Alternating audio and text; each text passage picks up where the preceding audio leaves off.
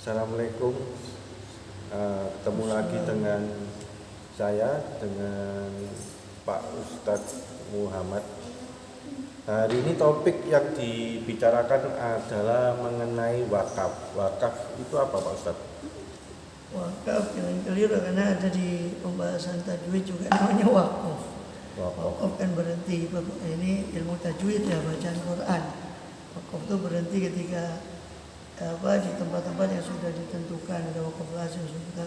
Artinya saya kasih itu bukan itu pembahasan kita kan. Pembahasan kita kan wakaf dalam arti kalau yang itu yang sering disebut orang wakaf kalau yang di Quran itu. Kalau wakaf itu ya mirip ya, memang kalimatnya sama, artinya berhenti. Soalnya wakaf itu artinya berhenti, di bacaan Quran itu wakaf lawan dari wasol, bacaan yang menyambung.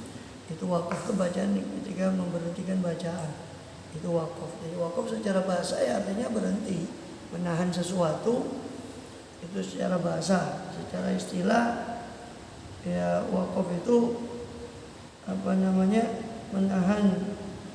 Jadi menahan suatu benda yang tertentu, yang benda itu sudah dimiliki dan dia itu memungkinkan untuk diambil manfaat beserta tetapnya benda itu. Maksudnya kita nggak mungkin mewakafkan lilin kan. Lilin itu kan betul diambil manfaat tapi kan bendanya tidak tetap. Nah, sabun itu ya itu cuma sekedar sedekah biasa. Contoh orang ngasih sabun di kamar mandi umum atau masjid atau apa, ya itu cuma pemberian biasa ya, sodako, anggap sodako lah.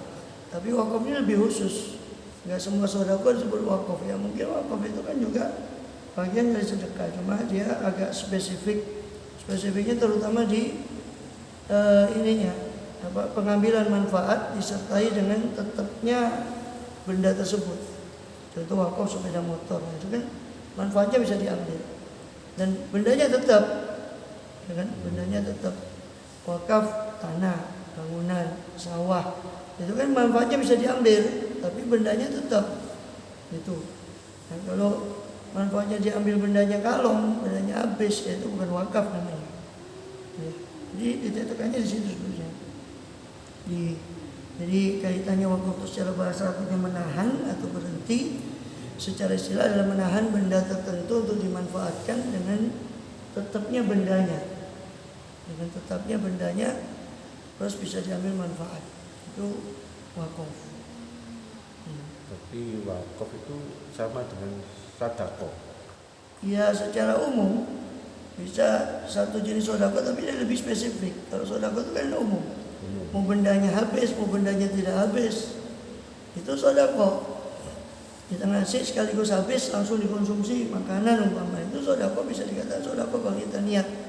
Kalau sedekah itu pemberian lebih ditekannya lebih kepada mengharap pahala gitu. Pemberian tanpa ada balas jasa, dan dia berharap pahala dari Allah Ta'ala, itu sedekah.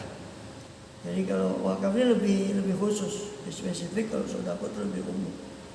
Ya bisa dikatakan wakaf itu sedekah juga karena ditilik dari meminta pahala itu tadi, dan dia memang sama-sama tidak berharap timbalan, memberi dengan tanpa ada harapan untuk suatu kompensasi.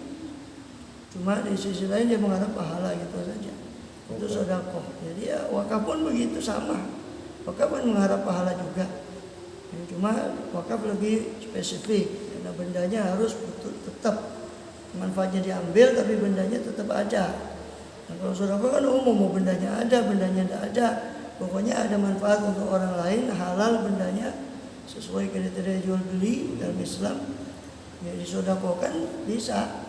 Makanan, minuman, itu apa saja, ya umum. Gak bisa kan dia wakaf makanan, habis sekali makan habis. Kalau wakaf itu harus bendanya tetap, manfaatnya bisa diambil, bendanya tetap. Itu namanya wakaf. Rumah, bangunan, tanah, ya apa saja, rumah singgah untuk orang yang terlantar umpama. Satu bangunan dijadikan rumah singgah untuk orang yang tunawisma umpama, atau anak yatim, atau musola, atau masjid, atau pondok pesantren. Nah, cuma memang yang kita ingin merubah pola pikir ya, kadang stagnan. Masyarakat itu cuma pada wakaf itu seolah cuma masjid sama pondok, seolah seperti itu saja. Kalau yang kita tangkap dari masyarakat, masjid pondok. Ya, itu pun tanah kuburan ya Ustaz ya. Iya, kuburan juga. Tapi orang lebih jarang orang saya mau wakaf tanah kuburan, saya rasa jarang. Hampir nggak pernah dengar. Ya ada, cuma kan jarang sekali. Paling kalau mau ditanya wakaf untuk apa? Masjid. Untuk apa? Pondok. Nah, itu yang sering kita terdengar ya paling itu. Padahal wakaf itu luas sekali kan, seperti tadi kita jelaskan, semua benda bukan harus tanah. Semua benda yang bendanya tetap manfaatnya bisa diambil tanpa kalong, tanpa apa kalong, tanpa berkurang bendanya. Ya, tanpa bendanya berkurang. Itu wakaf. Sepeda motor kan tetap sepeda motornya walaupun ya ada masa pakainya, tapi kan dalam jangka yang nggak sebentar kan, lama. Mobil diwakafkan untuk kepentingan umum, ambulans umpama contoh. Bisa. Itu dikasihkan itu sudah hak milik apa cuma dipakai untuk orang umum wakaf? Ya wakaf namanya sesuai dengan kalimatnya wakaf itu aja berhenti. Jadi dengan dia diberikan sebagai itu distatuskan sebagai wakaf, maka berhenti kepemilikan pribadi sudah tidak ada. Dia kembali kepada pemilikan Allah SWT. Cuma dalam fikih wakaf itu ada yang disebut sebagai nazir. Nah, nazir itu namanya pengawas wakaf. Nah, itu intinya kata kuncinya dalam wakaf itu bahwa syarat sifat wakaf yang diucapkan wakaf itu dalam tanda kutip itu seolah kalimat suci yang harus diikuti. Apa kata pewakaf?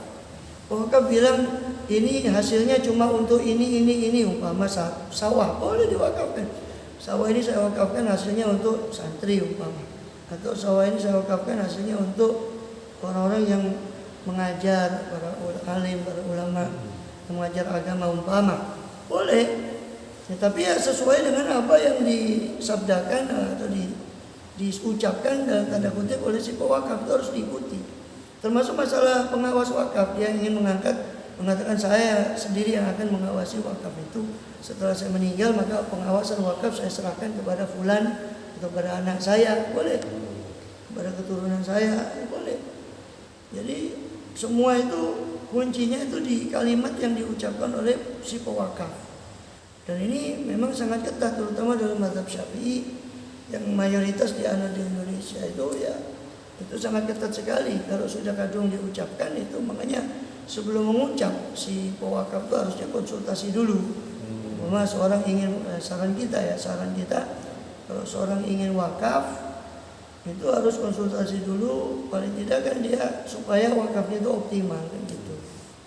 Ya, sebelum jawab ke sana ya kita juga perlu menjelaskan bahwa ya syarat rukun wakaf itu sendiri ada si pewakaf, ada barang yang diwakafkan, itu mauquf, ada mauquf alaih, arah atau kepada siapa barang atau sesuatu itu diwakafkan, dan ada sigat atau ucapan dari si pewakaf itu. Nah, syarat si pewakaf dia tentu orang yang sudah bisa bertanggung jawab secara hukum, dia baligh ya, dia berakal sehat.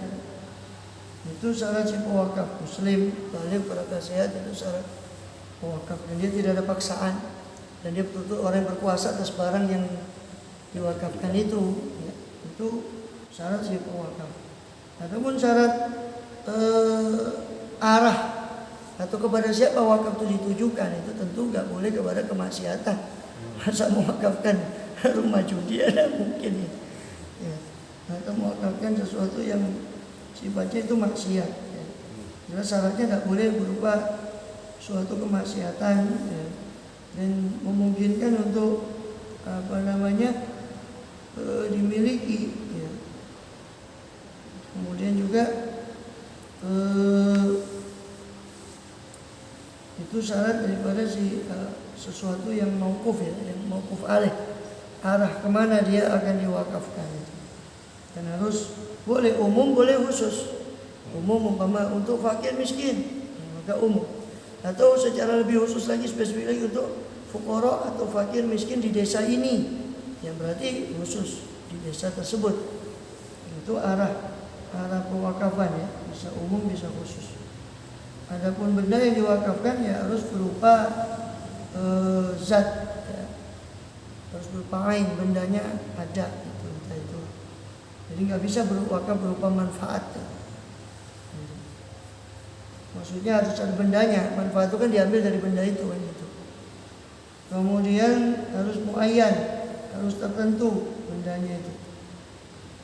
Ya, maka nggak boleh dia mewakafkan salah satu dari tanah saya ini, harus dia tentukan yang mana. Itu syaratnya, dan harus memang betul-betul dimiliki. Benda wakaf itu harus betul-betul dimiliki oleh si pewakaf secara penuh. Ya, dan juga harus bermanfaat. Meskipun manfaatnya diambil nanti, contoh mewakafkan kuda tapi kudanya masih kecil, boleh, tapi kan masih bisa diambil manfaat nanti. Ya setelah dia besar kudanya itu tadi. Intinya harus bendanya itu harus bermanfaat. Ya, kemudian juga syaratnya juga manfaatnya tidak dengan menghilangkan bendanya itu. Jadi sabun bisa diambil manfaat tapi kan harus habis. Bendanya kan habis, lilin diambil manfaatnya dengan menerangi. Tapi lama-lama habis, leleh. Nah, sedangkan wakaf ini syaratnya bendanya itu diambil manfaat tanpa habisnya benda itu tadi. Bendanya tetap, tanah kan tetap mau diambil manfaat berapa tahun, ya kan, sawah itu tetap mau ditanami apa, diganti tanaman tetap sawahnya ada, ya tidak habis gitu. Itu syaratnya.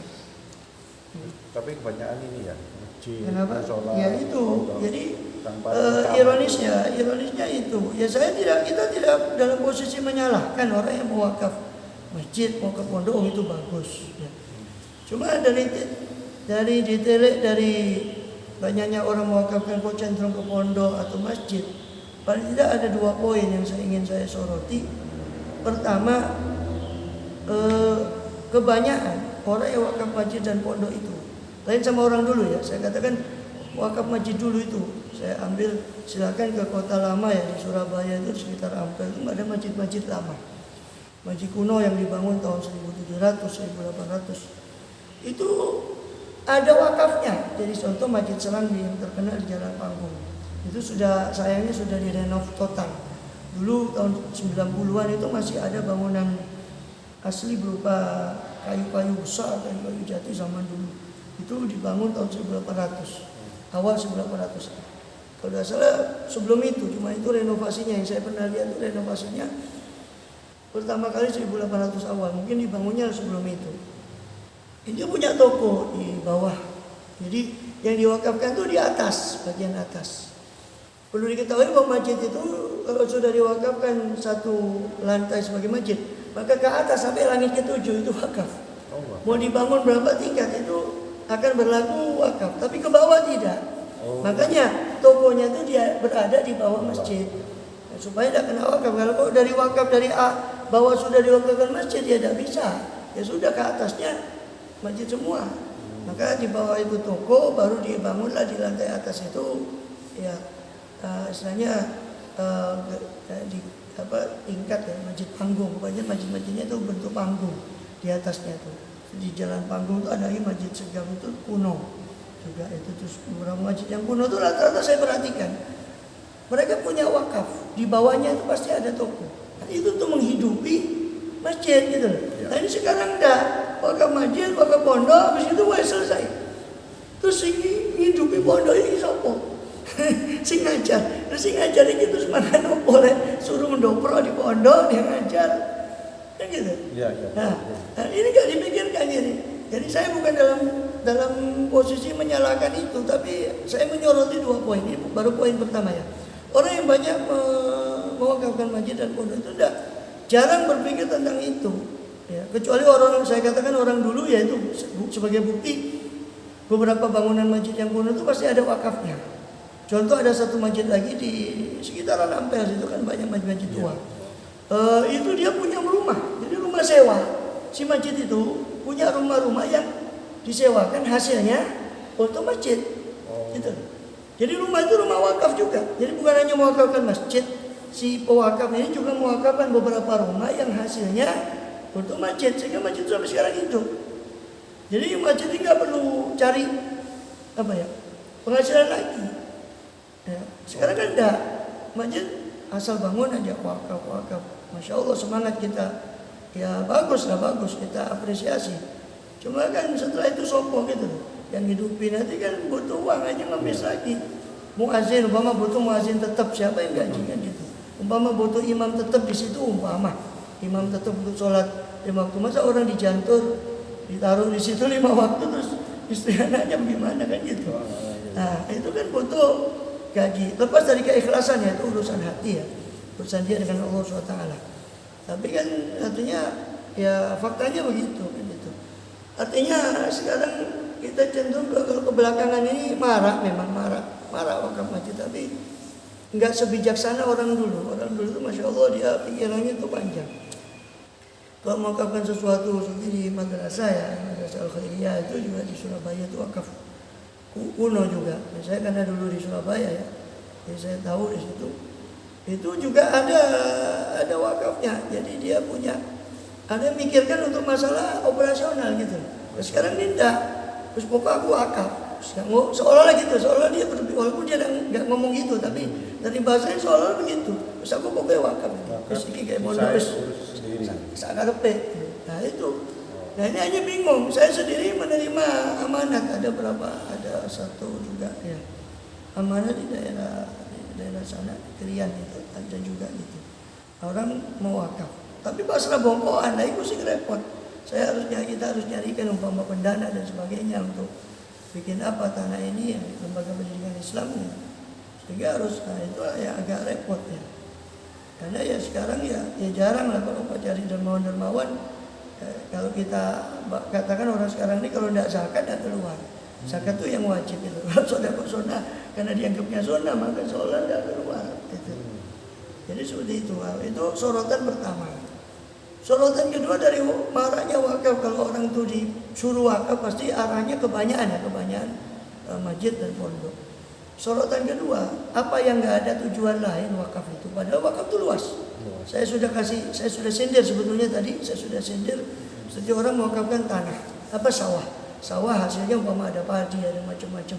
Itu digunakan untuk kebutuhan santri umpama di pondok ini atau di desa ini ada berapa pesantren sudah santri makanya dari sini umpama dari sawah ini hasil sawah ini boleh. Jadi bukan hanya sekedar pondok masjid itu boleh dan itu pahalanya. Siapa yang bilang itu pahalanya kecil ya kan? Dia menyangga kebutuhan pokok orang yang sedang umpama belajar ilmu agama dan sebagainya itu justru ya juga besar gitu. Atau kalau semua mau bangunan semua terus yang hidup kan siapa kan gitu. Jadi apa sorotan kita kedua selain tadi pertama kadang pasrah bongkoan masjid pesantren tapi mati sudah wakaf begitu saja ini loh saya wakaf mari mana harus ditinggal sudah begitu selesai. Nah kemudian yang kedua tadi sorotannya tadi bidang wakaf itu sebetulnya luas. Apa ya cuma masjid sama bahkan Ali Habsyi itu Sohibul Maulid yang mengarang Simtud Duror yang dibaca di mana-mana itu maulidnya dari Solo Binti Holi putra beliau itu salah satu di petuah ya nasihat beliau pernah menyinggung masalah wakaf dulu di zaman awal pemerintahan Islam itu Islam masih dalam keadaan gemilang itu pernah ya di satu zaman waktu itu pernah semua itu dana sosial masyarakat itu Masya Allah ditanggung dari wakaf. Sampai digambarkan di situ ada orang pecah piringnya, gelasnya, itu bisa diganti dari wakaf. Jadi ada wakaf khusus, entah dari siapa yang mewakafkan khusus itu untuk mengganti barang pecah belah. Sampai orang mau menikah, ya saya bahas yang belum menikah ya, atau yang nikah lagi apa di cover juga dari wakaf itu. Yang depan itu Kak. Jadi sampai segitunya. Jadi orang yang kesulitan umpama dalam biaya pernikahan itu ada yang mengcover dari dana wakaf yang memang orangnya itu mengkhususkan wakafnya itu untuk membantu orang yang tidak mampu dalam masalah pernikahan. Jadi luas sekali wakaf itu hampir semua sektor boleh katakan zaman itu ketika zaman Islam masih gemilang itu hampir sektor sosial itu bisa di-cover dengan wakaf. Bayangkan bisa di-cover dengan wakaf. Kan sangat aneka ragam. Bukan hanya sekedar masjid, bukan hanya sekedar rumah ibadah, masjid atau pondok pesantren atau ya cuma dua itu. dia paling banter yang antum bilang tadi kuburan. Kuburan ya banyak. Walaupun ya jarang juga yang ada banyak di masjid pondok. Wakaf kuburan, tanah wakaf kuburan dan sebagainya. Ya paling langgar wakaf dan sebagainya, musola. Ya paling banter itu gitu. Ya, kenapa kok enggak yang lain gitu loh? Apakah mereka merasa pahalanya yang paling besar itu atau yang lain seolah enggak besar? Pahala wakaf yang lain ya enggak juga. Ya, semua itu ada pahalanya, bayangkan. Seorang yang kita gambarkan contoh-contoh tadi ya, kita ambil contoh yang tadi. Umpama seorang mewakafkan sawahnya umpama untuk santri atau berapa pondok pesantren di situ yang dia menuntut ilmu agama diwakafkan. Ini sawah hasilnya padi dan sebagainya untuk makannya. Nah, bayangkan para santri tadi ya menuntut ilmu tadi menjadi ulama, menjadi ya dia menjadi dai, menjadi ulama, mengajar lagi. Berapa muridnya, kemudian terus begitu muridnya. Bayangkan dari salah satunya ditunjang dari makanan pokok yang dia wakafkan tadi kan. Ya. Luar biasa sebetulnya. Ya kalau dikatakan pahalanya kok kurang, merasa kurang pahalanya umpama kalau nggak masjid atau pondok nggak afdol. Wakaf itu kalau tidak apa? Tidak untuk masjid atau pondok itu enggak, seolah-olah enggak afdol, enggak utama gitu. Ya itu satu persepsi yang juga harus diluruskan gitu. Dipikirnya yang tinggi yang ya tinggi itu pahala. makanya ya padahal ya betul ya kita tidak menafikan bahwa itu besar, semua wakaf itu besar pahalanya. Tapi bagaimana untuk ilmu? Ya kan ilmu itu jariah. Sedangkan ilmu itu salah satu pahala yang bisa mengalir terus walaupun orang itu sudah meninggal dunia, ilmu yang bermanfaat. Nah, dia walaupun tidak punya ilmu, dia menunjang menunjang proses belajar mengajar yang itu akan menghasilkan orang-orang yang bisa ilmunya insya Allah manfaat. Dia tunjang dari hasil umpama beras, dari hasil makanan pokok yang dia kelola dari wakaf sawah dia umpama. Itu kan juga masya Allah tidak kalah besar pahalanya itu.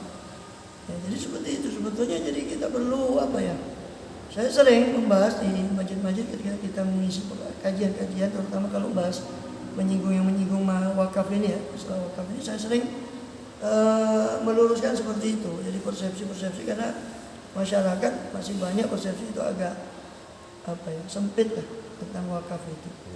Wawasannya kurang. Iya, ini seperti itu. Ini saya rasa perlu banyak dai, banyak ustadz, perlu yang membuka pikiran masyarakat bahwa wakaf itu, pengelolaan wakaf itu sangat luas sekali bidangnya. Ya walaupun saya rasa ada, bahkan di Indonesia ini ada undang-undang perwakafan itu ada khusus. Bahkan ada BWI, Badan Wakaf Indonesia di sini. Kalau tidak salah masih ada, masih berdiri sampai sekarang Badan Wakaf Indonesia. Nah, ini pengelolaan wakaf itu sangat ditunjang.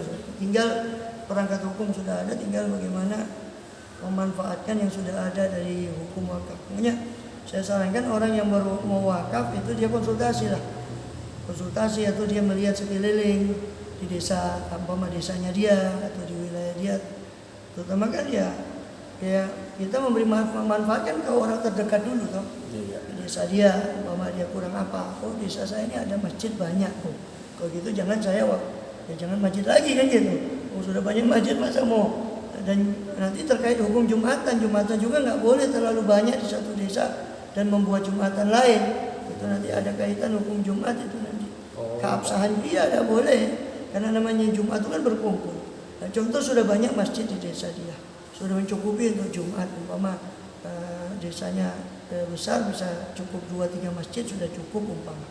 Masjid jami ya, yang saya katakan masjid untuk Jumat. Kalau musola atau masjid-masjid biasa masjid yang tidak dibuat Jumatan itu silakan. Tapi itu juga harus dipertimbangkan oleh yang sholat. Jangan buat masjid oleh sholat mana kan yang memakmurkannya mana. Nah, dia harus jelilah melihat peluang ya. Peluang untuk mencari pahala di wakaf itu.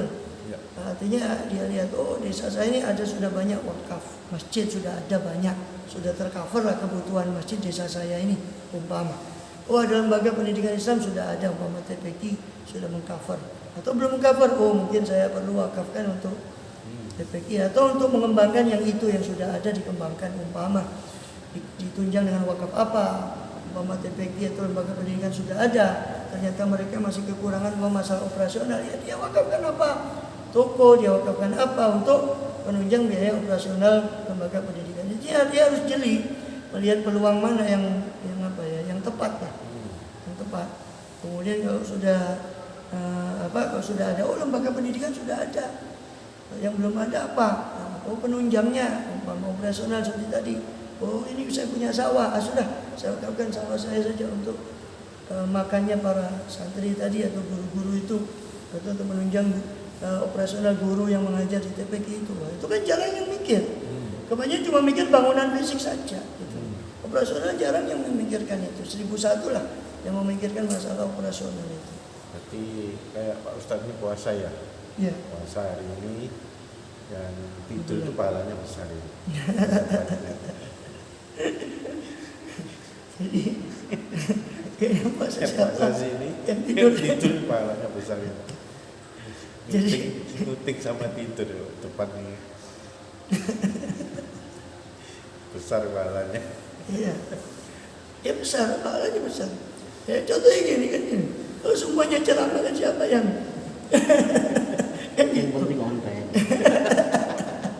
Kalau semuanya ceramah kan siapa yang noteng, yang bagian kan, artinya kita lihat peluang lah dalam beramal itu, bukannya ikhlas tapi juga harus cerdas lah, harus kita melihat peluang. Dan dana umat ini besar loh, dana umat ini besar sekali. Entah sekarang berapa, sudah lama sekali saya pernah dengar ceramahnya Dr. Safi Antonio itu, dulu mualaf, masa masih disebut mualaf juga sampai sekarang.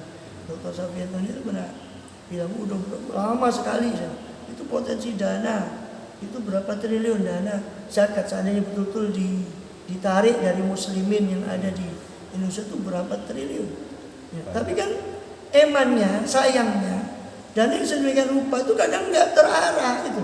Ini bangun masjid, yang ini bangun masjid juga, ini bangun pesantren, ini bangun pesantren juga, bukan jelek, tapi ketika itu apakah tepat guna kan gitu, apakah hasil guna. Kalau di situ sudah ada pesantren, buat apa dia?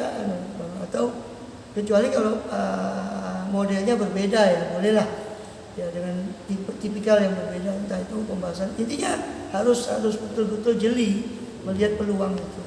Dana, mengingat dana umat itu besar, cuma kenapa kok dari dana yang besar itu kok belum bisa bangkit ya? Gampangannya secara ekonomi saja, kemandirian ekonomi dari umat Islam kan belum betul-betul bisa bangkit kan gitu.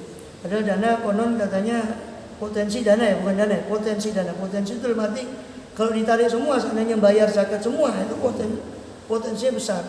Masalahnya kalau diteruskan pembahasannya, apa yang bayar zakat semua? Dari yang bayar zakat itu apakah tepat nominal yang dia keluarkan? Kan itu juga jadi pertanyaan. Nah, mengingat dana umat itu besar, potensi dana itu besar, ya berarti harus betul-betul jeli, terutama wakaf ini. Masalah wakaf ini harus dia jeli.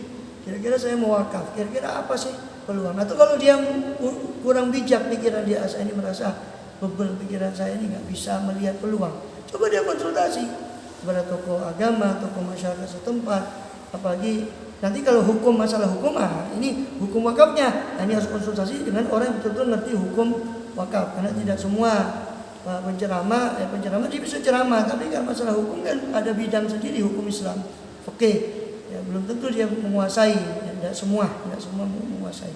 Nah, jadi intinya dia harus konsultasi kepada orang bijak, ya kira-kira saya mau wakaf ini, kira-kira mau diarahkan kemana wakaf saya ini. Kalau sudah ketemu, saya harus wakaf ke sini, saya harus arahkan kemari. Nah, baru lanjut bicara hukumnya. Gimana hukumnya, gimana saya harus mengucapkan lafal. Mengingat tadi itu, lafaz dari pengucapan dari si wakaf itu akan menjadi undang-undang berikutnya. Dan itu akan sekali diucap, itu sulit untuk dirubah. Gitu. Ya, apa yang diucapkan? Ini cuma untuk pesantren ya, berarti nggak bisa dirubah buat apa? Yang lain, umpama TPQ tidak boleh. Kalau sudah yang punya wakaf sudah bilang begitu, ya nggak bisa dirubah. Nah, makanya sebelum itu harus konsultasi, saya rasa baik ahli hukum Islam, ahli fikih, maupun orang bijak-bijaksana yang punya pikiran atau wawasan luas sehingga dia bisa ngasih arahan, kamu wakaf lebih baik, kamu wakaf ke sini. Ini belum ada, sektor ini belum ada, yang ini belum ada menunjang, kamu wakaf untuk ini aja. Nah, umpama begitu. Ya. Sebagian lagi masih nggak lari dari wakaf. Sorotan saya ya, dari wakaf itu kadang orang itu lebih senang ngasih lembaga pendidikan, yatim piatu atau itu ngasih pasif. Jarang orang berani ya. Walaupun saya lihat satu pengusaha ini yang saya lihat, dia ngasih pasif. Padahal pengusaha besar, sektor usahanya banyak sekali, banyak anak usahanya itu banyak sekali. Mbok ya kalau kata saya dalam hati, mbok ya satu dari usaha itu yang banyak itu wakafkan kan? Sehingga nggak terus meminta terus seolah pasif itu satu wakaf ya. Umpama dia punya banyak usaha, umpama toko kelontong, dia punya grosir, punya ini, punya itu, umpama kan satu aja, umpama dia kasih saya sudah banyak, ini sudah cukup untuk keluarga saya, untuk anak turunan saya, ini satu saja saya wakafkan, toko ini hasilnya untuk tapi kan tetap dikelola jalan, itu kan wakaf hidup. Nah itu lebih bermanfaat daripada dia sekedar ngasih. Contoh dia ngasih pasif, sekali lagi bukan menafikan pahala yang ngasih ya, tetap ada pahalanya. Orang namanya sedekah itu tetap ada pahalanya. Tapi coba dia pikir, dia masih hidup, oke, dia masih ngasih. Apa tentu anaknya, apakah bisa ditentukan, dipastikan anaknya punya jiwa sosial seperti dia? Atau ketika dia wafat, apakah anaknya akan meneruskan bersedekah untuk dia? Kan belum tentu kan itu. Nah, dengan dia umpama wakaf, ini bang aku ngasih, ketimbang saya ngasih terus, sudah ini satu sektor usaha saya atau toko saya ini, satu ini hasilnya saya wakafkan. Kan lebih enak. Dan itu selama-lamanya, selama toko itu masih jalan. Dan insya Allah kalau niatnya ikhlas, insya Allah Allah akan jaga apa yang di sisi Allah itu. Ma indallahi baq, ma indakum yanfadu, ma indallahi baq. Apa yang di sisi manusia itu akan habis, dan apa yang di sisi Allah itu akan kekal. Ya, makna luas dari ayat ini, apa semua yang digantungkan pada Allah insya Allah kekal. Selama dia ikhlas karena Allah wakafnya, insya Allah Allah jaga terus. Ini sampai dia meninggal pun tokonya tadi masih jalan, masih ada. Nah, timbang dia memberi secara pasif, gitu. Ya saya tidak menafikan, boleh saja, bukan berarti jangan salah paham ya, bukan berarti kita melarang memberi secara pasif. Boleh, kita kadang-kadang kita harus memberi secara pasif kadang-kadang. Ini butuhkan, masa kita mau suruh kelola toko kan tidak mungkin, orang miskin ya. Kita kasih sekaligus langsung pasif, kita kasih untuk makan dia. Tapi kan perlu kita pikirkan satu organisasi besar, satu organisasi sosial atau apa. Itu kalau dikasih terus secara pasif ya akan terus begitu, akan jadi tangan di bawah terus. Kalau dia diberi satu usaha dia akan hidup. Umpama contoh itu juga nggak jauh dari wakaf. Itu juga bisa diwakafkan seperti itu. Contoh wakaf seperti itu boleh. Diwakafkan tokonya untuk kemaslahatan, untuk apa terserah. Itu bentuk wakaf juga, tapi jangan dilirik kan yang seperti itu kan gitu. Ya kebanyakan cuma masjid, kemudian cuma pondok tadi lah, nggak lari dari itu. Dan sektor yang lain pada masih luas sekali wakaf itu. Ya. Tergantung siapa yang mewakafkan, niatnya, peruntukannya untuk apa itu. Itu semua bergantung pada ucapan orang yang mewakafkan. Iya. Jadi intinya di sini ini wakaf itu dikatakan tidak harus pasif. Iya. Ini sedekah itu tidak harus pasif. Kita berderma tidak harus pasif. Contoh yang aktif ya wakaf itu. Sedekah yang aktif akan terus, insya Allah akan terus berjalan. Sedekah yang akan terus berjalan. Wakaf itu. Ini dibuat menambah pengetahuan wawasan. Kita bisa mengerti. Makanya kan nama lainnya di hadis Nabi kan sedekatun jariyah. Wakaf itu nama lainnya sedekah jariyah, sedekah yang terus mengalir. Nah itu nama lain dari wakaf itu. Sebenarnya sedekatun jariyah yang dimaksud di hadis itu tidak lain, para ulama menafsirkan sebagai wakaf itu. Nama lainnya sedekah jariyah. Oke. Jadi ini bisa menambah wawasan pengetahuan kita. Jadi kita ini intelektual SDM-nya kita tidak rendah. Jadi kita tukar pendapat, pertanyaan sama dengan Pak Ustadz ini. Nah, ini kita sudahi dulu. Sampai di sini dulu. Nanti episode selanjutnya kita ganti topik lagi. Assalamualaikum. Assalamualaikum.